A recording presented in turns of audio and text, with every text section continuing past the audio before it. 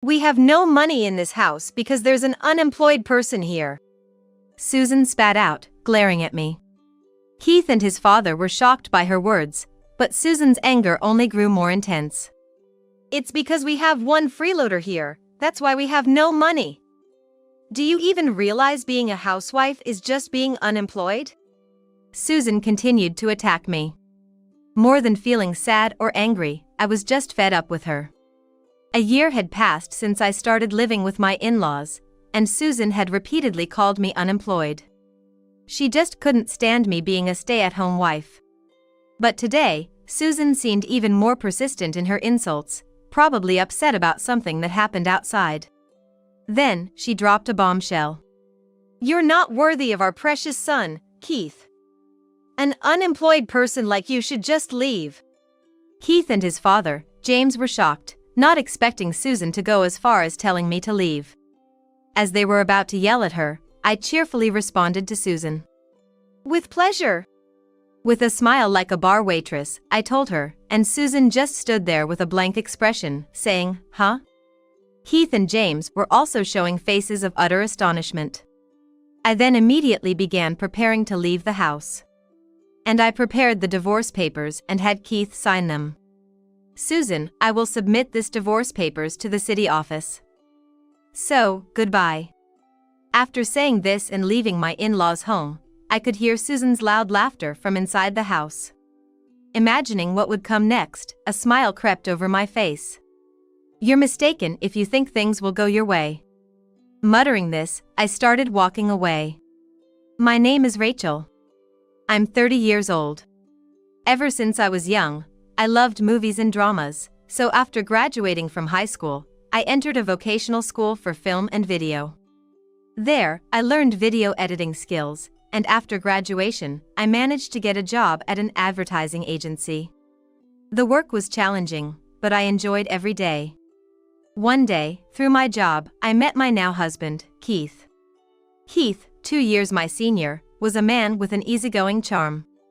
He loved cameras and was knowledgeable about video editing, so we hit it off immediately. Without any formal proposals, we naturally progressed from good friends to lovers. After several years of smooth dating, one day, Keith looked at me more seriously than I had ever seen before. "Rachel, I've decided to go back to my hometown and start my own business as a photographer." "Really? You've decided to go independent?" Keith had mentioned before that he wanted to return to his hometown and start his own business. "Yeah. And, Rachel, I want you to come with me. I mean, I want you to marry me." Keith's serious gaze wavered slightly with anxiety. "Of course. I'd be happy to," I replied with a big smile.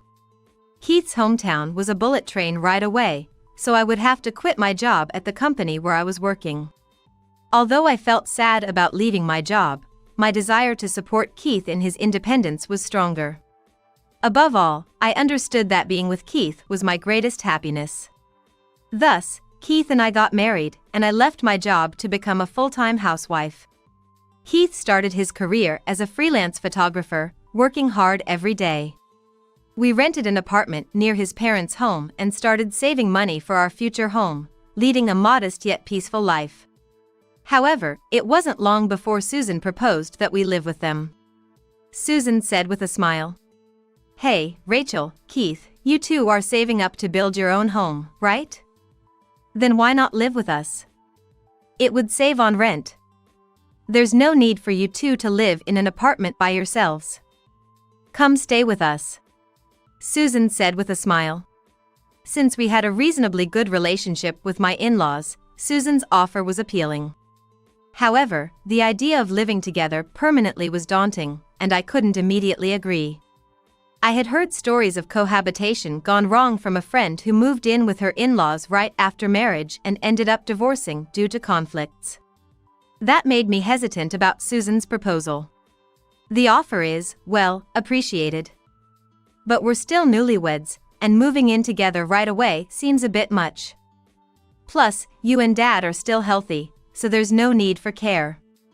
There's no reason for us to live together. Keith, sensing my feelings, gently declined. But Susan didn't back down and continued to bring up the topic of living together. Living together would make every day so much fun. I dream about it every night. A dream where the four of us are happily sharing meals. When will it become a reality? Come on, let's live together soon. Fulfill my dream. Being told this repeatedly made me feel guilty for constantly refusing, and eventually, we agreed to live together. Susan's eyes sparkled with joy, and she was very happy. Oh, really? I'm so happy. Let's get along well, Rachel. We'll share the household chores and help each other. Please, the pleasure is all mine. Seeing how happy Susan was, I felt good about our decision to live together. After we agreed to move in, Susan often called, seemingly unable to wait for us to start living together. Your room will be on the second floor, in the corner. It gets great sunlight and is just perfect. I've cleaned it thoroughly for you. Wow, thank you so much. In the time leading up to our living together, Susan was very kind to me, which gradually eased my anxieties. However, one thing that bothered me was how much Susan adored Keith. It's normal for a mother to love her son, but sometimes I felt she was a bit too overprotective. Hey Rachel, what's for dinner tonight? Keith works hard every day, so make sure he eats something nutritious. But it can't be all meat, remember?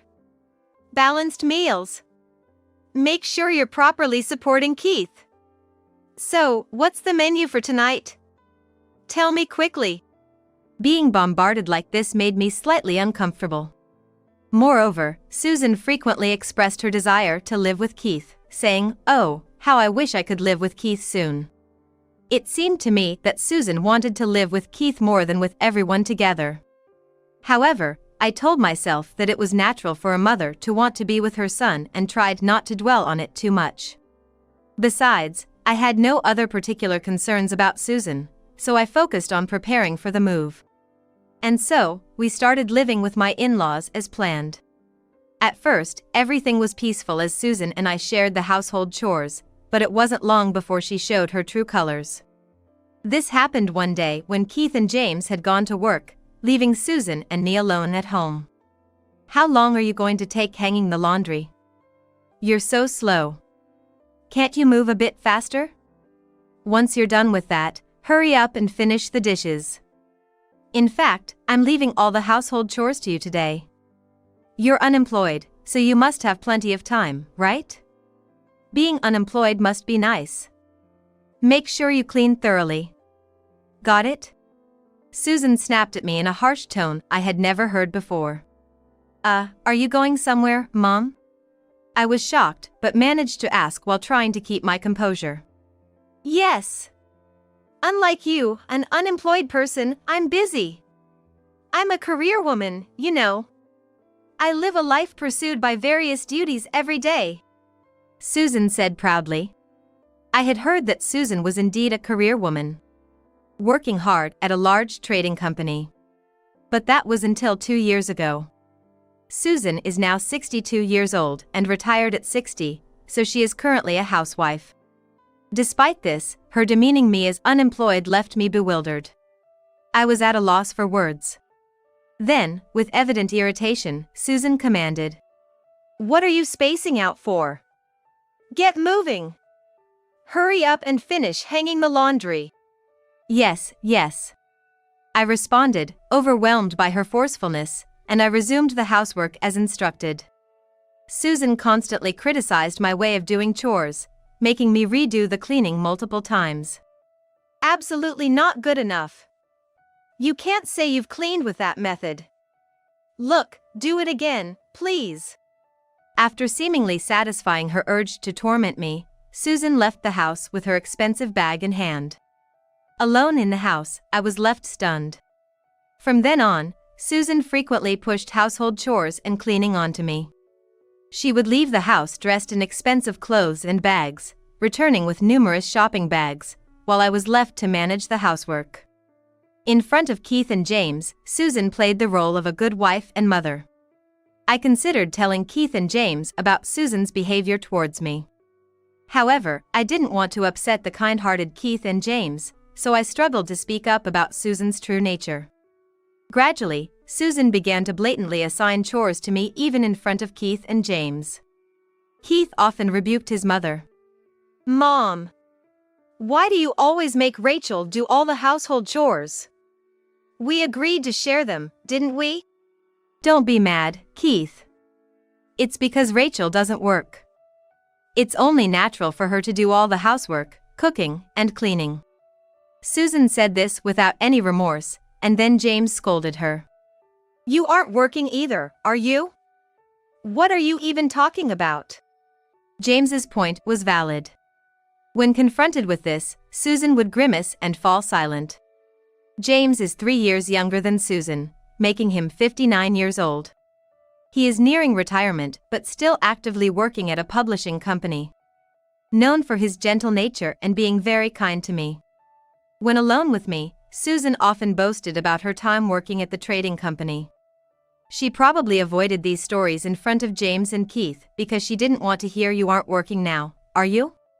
From Susan's words, it was clear she took great pride in her corporate career.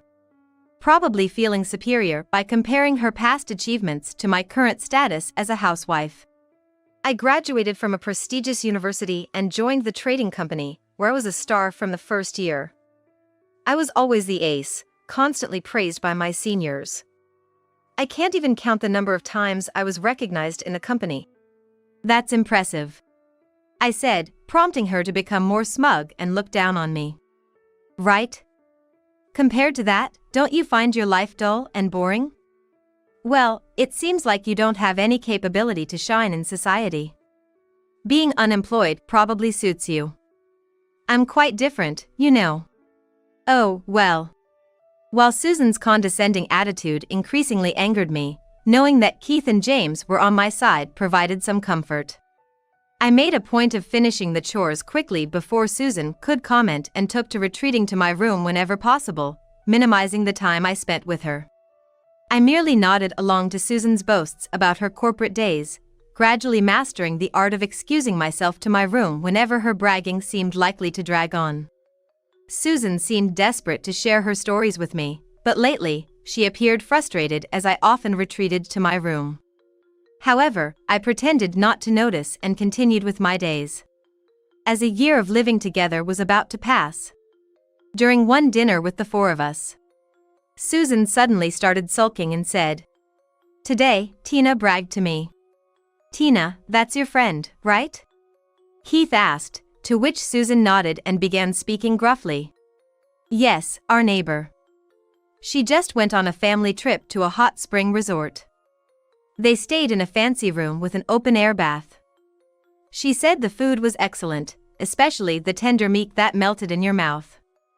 Apparently, it was a delightful trip." "That sounds nice," James commented, but Susan twisted her face in annoyance and snapped back at him. "It's not nice at all. Were you even listening? I got bragged to. It's like she said, you couldn't afford such a luxury inn, could you?" I felt so miserable. Why do I have to feel this way? That's quite an overreaction, Mom. Calm down a bit. Keith tried to calm her, but Susan's rant didn't stop. It's not an overreaction. Why can't you understand how I felt then? It's the first time I felt so miserable. It's frustrating. Then, Susan turned her anger towards me. She glared at me and spat out the words. "Mom, what are you saying?" Keith immediately intervened, but Susan's anger only escalated. "We're broke because there's a freeloader here. You haven't said a word, but you know it's about you, right? Why don't you say something? Don't you realize being a housewife is just being unemployed?" Susan kept blaming me, but I was honestly fed up. Angered by her hypocrisy of criticizing me for being unemployed while she was in the same situation. I couldn't hold back and retorted. "Susan, you're unemployed now too, aren't you?" "What?" She was wide-eyed, clearly not expecting me to talk back. And her face turned red as she screamed at me. "You are not worthy of our dear Keith. The unemployed should just leave. While Keith and James scolded Susan, I loudly declared, "With pleasure." With a smile like a bar hostess, I made my announcement, leaving Susan dumbfounded. Keith and James were also in shock. I then quickly cleared my own dishes, finished washing up, and started preparing to leave the house. Seeing this, Susan said mockingly, "So you're really leaving? Ah, what a relief. Divorcing such a wife is the right decision, Keith. Mom, enough is enough." Keith was furious, scolding Susan. James was saying, "Apologize to Rachel right away," but Susan just sulked and never apologized to me. Without speaking to anyone, I silently packed my things into my suitcase. Keith watched me anxiously. Amidst this, Susan, oblivious to the tension, demanded, "Hey! You're only washing your own dishes. Take ours too and do the washing up." I naturally ignored her, while Keith and James's voices scolding her filled the house. The next morning, after I had packed my belongings, I told Keith something in our room. Then Keith and I signed the divorce papers I had printed out from the computer. "Susan, I will file this divorce papers at the city hall. Goodbye." With that, I left my in-laws' home. From inside, I could hear Susan's loud laughter. She was oblivious to the repercussions that were about to unfold. A smile came over me, and I murmured, "You're mistaken if you think things will go your way." Then, as I had declared, I submitted the divorce papers at the city office, finalizing the divorce between Keith and me. Half a year later, my phone rang with a call from Susan. "Hello?" As I answered, Susan immediately started ranting over my voice. "Finally got through. I've been calling you so many times, but all I got was a beep and it wouldn't connect. What was that all about? Oh, I had set your number to be blocked. We're strangers now, after all." I had blocked Susan's number since leaving the in-laws' house and had just unblocked it recently. I was slightly surprised that Susan called right after I unblocked her number. Blocked calls. Don't mess with me. More importantly, where did you take my precious Keith? He's gone. Did you do something to him? Do you still have feelings for him even after the divorce? Susan was shouting in anger, as furious as ever. It had been a while since I heard her voice, which was still full of vigor. "Could you please lower your voice a bit? My ears hurt." "Shut up. And where are you now?" Even after being asked to calm down, Susan continued to shout, unable to contain her excitement. In contrast, I calmly informed her. "I've built a house and just finished moving in." "What?" Susan's momentum halted abruptly, and she fell silent. However, she quickly snapped back to reality and started ranting again. "What are you talking about, being unemployed? Where would an unemployed person get the money for that? A house? You said you were saving for a home, but there's no way you, an unemployed and now single person, could build a house." "I have an annual income of $30,000. I stated, causing Susan to gasp in shock over the phone. "You've always ridiculed me as unemployed, but actually, I stream videos. I'm a YouTuber, to be precise." "A YouTuber? Rachel, you? And you earn that much?" Susan asked in disbelief. "Yes, that's right. I make videos about beauty products and trending items. They say I'm good at editing, and thanks to that, my annual income has reached $30,000. Indeed, after resigning and marrying Keith, I had utilized my editing skills to start video streaming. It was already going well from the start, but I never expected to earn as much as I did." "So, that's how it was? You were always holed up in your room because you were making videos?" "Yes, well, that's one reason. Making videos did take up a lot of time. While escaping Susan's boasting was a major reason for my retreats, I indeed wanted to allocate more time for creating videos." "What do you mean? Don't be so reserved. If you were earning that much, you should have told me sooner. I feel terrible for thinking you were just an unemployed nobody. But if you're making that much money, that changes everything." Keeping such important things secret, Rachel, you're so mean. Upon learning about my income, Susan's tone changed drastically, as if flipping a switch. Hey, now that we're on the subject, you should gift me a trip. Of course, it should be to a luxury inn. Book one that's even more expensive than the hot spring resort Tina visited. Now I can finally show her. Tina was Susan's friend. Susan had been upset about being bragged to by Tina on the day she told me to leave the in-laws' house, and it seemed she was still holding a grudge. I sighed and responded. You should go with the money you earned at the trading company you're so proud of. What? What kind of response is that? Despite making so much, aren't you too stingy? How greedy! Just book the luxury inn already. The real greediness seemed to be on Susan's side. I was somewhat amazed that she could so brazenly demand such things after treating me so poorly. No matter what you say, I have no intention of giving you any money. And about Keith, I am currently living with him. What? I thought you two were divorced. Susan exclaimed in a ludicrous tone. Yes, we were divorced once, but we remarried. Keith married into my family. We had agreed on that from the beginning. Married into your family? Indeed, on the day I left your house, Keith and I had discussed and decided to divorce once and then remarry, with Keith marrying into my family. Keith was relieved to know I had no intention of leaving him. I'll stay with my parents for a while. I've already told them, so Keith, once you're ready, come to my parents' house. Okay, I understand. I'm really sorry, Mom. Keith hung his head, but both he and James had shielded me from Susan, and I was grateful to them for that. Then Keith lied to Susan about having a long-term photography project and moved with only what he needed to my parents' house.